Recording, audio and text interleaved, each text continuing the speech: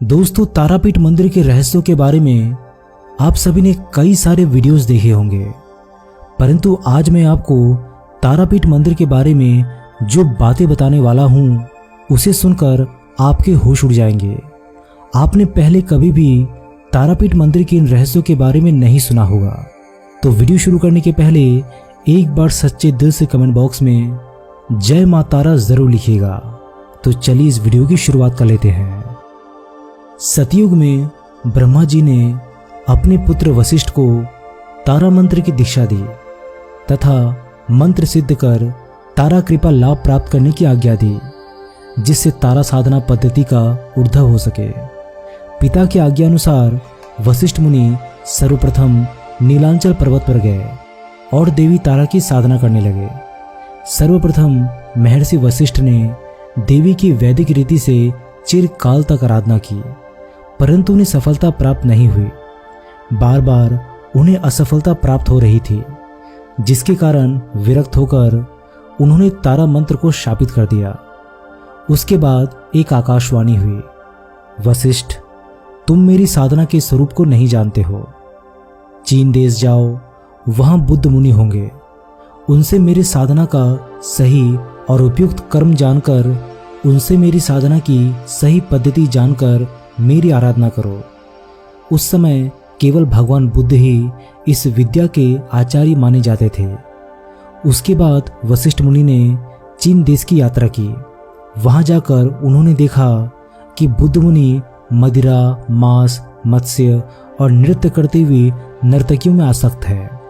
ये सब देखकर वे खिन्न होकर वहां से वापस लौटने लगे।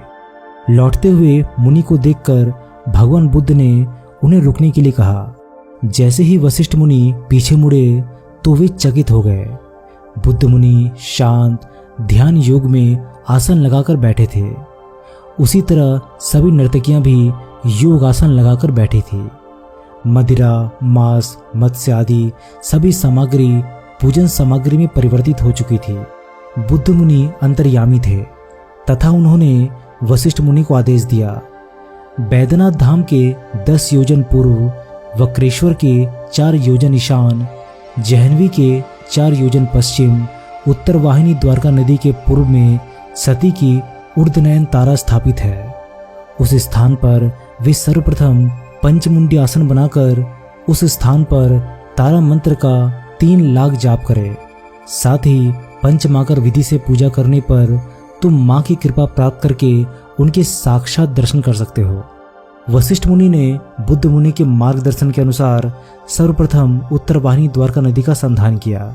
उन्होंने वहां श्वेत सोमल वृक्ष के नीचे पंचमुंडी आसन निर्माण किया तथा क्रम अनुसार मां की पूजा आराधना साधना की एवं 3 लाख तारा मंत्र का जाप किया। फलस्वरूप देवी तारा ने उन्हें सर्वप्रथम एक उज्जवल ज्योति बिंदु के रूप में दर्शन दिए और उनसे पूछा, तुम किस रूप में मेरे दर्शन करना चाहते हो? वशिष्ठ मुनि ने कहा, आप जगत जननी है, मैं आपके जगत जननी रूप में ही दर्शन चाहता हूँ। इस निवेदन पर भगवान शिव को बालक रूप में अपना दूध पान कराते हुए देवी तारा ने वशिष्ठ मुनि को दर्शन दिए। समुद्र मंथन के समय जब कालकूट विष निकला, उस विष का पान भगवान शिव ने किया। परिणाम स्वरूप उनके पूरे शरीर में असहनीय जलन पीड़ा होने लगी।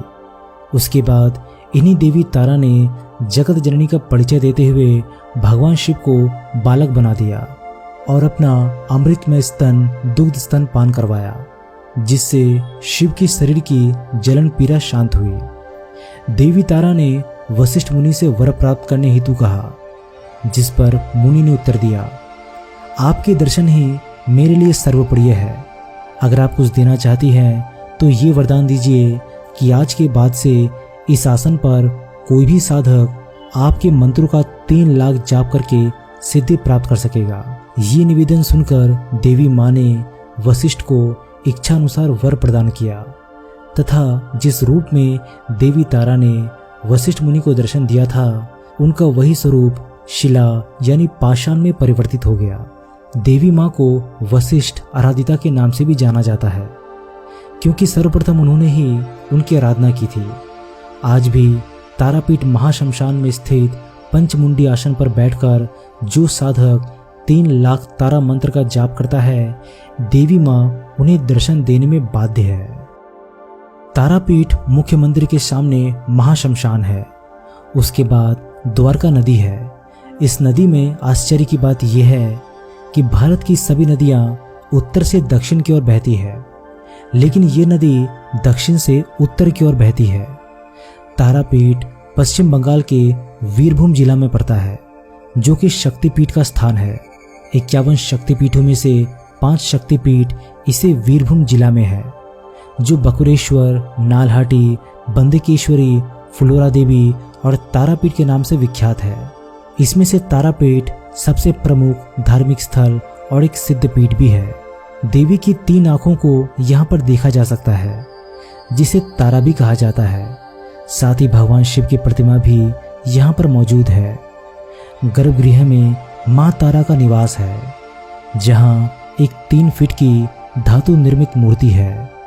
माँ तारा की मौलिक मूर्ति देवी के रौद्र और क्रोधित रूप को दर्शाता है।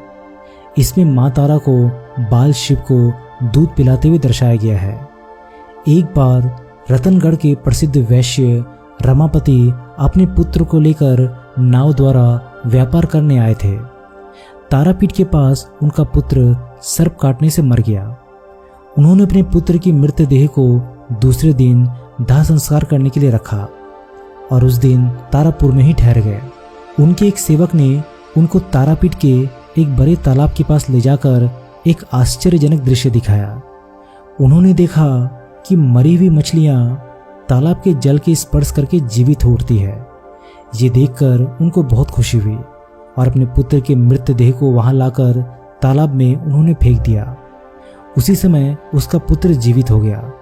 उस दिन से ही उस तालाब का नाम जीवन कुंड पड़ गया। उस व्यापारी ने देखा कि तालाब के पास एक टूटा हुआ मंदिर है। उसमें उन्होंने चंद्रचूड़, अनादि शिवलिंग और तारा माँ की मूर्ति देखी।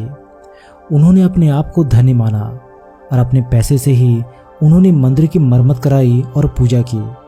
वे वहाँ भगवान नारायण की एक मूर्ति स्थापित करना चाहते थे, किंतु किसी ऋषि ने कहा कि माँ तारा की देवी की मूर्ति में ही यहाँ पर नारायण की पूजा होगी। काली और कृष्ण अलग अलग नहीं है। उनकी जिस तरह पूजा होनी चाहिए उसी तरह ही उन्होंने पूजा की और काली तथा कृष्ण की मूर्ति के भाव अनुसार एक ही मूर्ति प्रतिष्ठित करवाई गई। तारापीठ से 2 किलोमीटर दूर एक अटाला गांव है, जहां वामा खेपा का जन्म हुआ था। गरीबी और विपत्ति से जूझते हुए उन्होंने मां की आराधना की और अल्पायु में ही सिद्धि प्राप्त की। काली पूजा की रात में वामा खेपा को साधना के दौरान मां तारा के दर्शन हुए। कहा जाता है कि मां तारा बाघ की खाल पहने हुए, एक हाथ में तलवार, एक हाथ में कंकाल की खोपड़ी, एक हाथ में कमल फूल और एक हाथ में अस्त्र लिए प्रकट हुई। उन्होंने पैरों में पायल पहन रखी थी। उनके केश खुले थे। वामाखेपा के अनुसार माता ने जीभ बाहर निकाल रखा था और वातावरण रोशनी और सुगंध से भर गया था। तारापीठ मंदिर तथा माता के चमत्कार को लेकर कई किस्से मौजूद है। तंत्र साधना के लिए ये स्थान को उपयुक्त बताया गया है। महाशमशान में ही यहाँ तारा देवी का पादपद मंदिर है। ऐसी मान्यता है कि जो भी यहाँ पर आकर मनोकामना के लिए ध्यान करते हैं, उनकी मनोकामना जरूर पूरी होती है। यहाँ पर वामाखेपा सहित कई संतों की समाधियाँ हैं। इसके साथ ही आप यहाँ पर मुंड मालिनी भी देख सकते हैं। कहा जाता है कि काली माँ अपने गले की मुंडमाला यहीं पर रखकर द्वारका नदी में स्नान करने जाती है। ये भी एक शमशान स्थल ही है। आपको जानकर यह आश्चर्य होगा कि यहाँ प्रसाद के तौर पर शराब भी पेश किया जाता है। तांत्रिक साधु इसे न केवल माता को चढ़ाते हैं बल्कि पीते भी है। इतना ही नहीं, यहाँ पर रोज जानवरों की बलि भी दी जाती है। तंत्र शक्तियों को मानने वालों के लिए कामाख्या की तरह ही तारापीठ का भी बहुत महत्व है। शमशान में जलने वाले शव का धुआं तारापीठ मंदिर के गर्भगृह तक आता है, जिसके कारण इसका महत्व और बढ़ जाता है। तारापीठ आने से तांत्रिकों के लिए सिद्धि प्राप्त करना बेहद आसान हो जाता है। मंदिर के निकट स्थित प्रेतशिला में लोग पितरों की आत्मा की शांति के लिए पिंड दान करते हैं।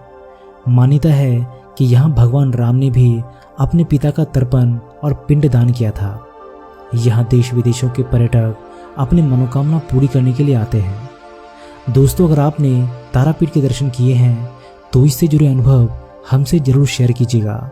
मैं हूं आपका दोस्त प्रदीप। जल्दी मिलता हूं आप सभी के साथ एक नए वीडियो के माध्यम से। तब तक के लिए अपना ख्याल रखिएगा।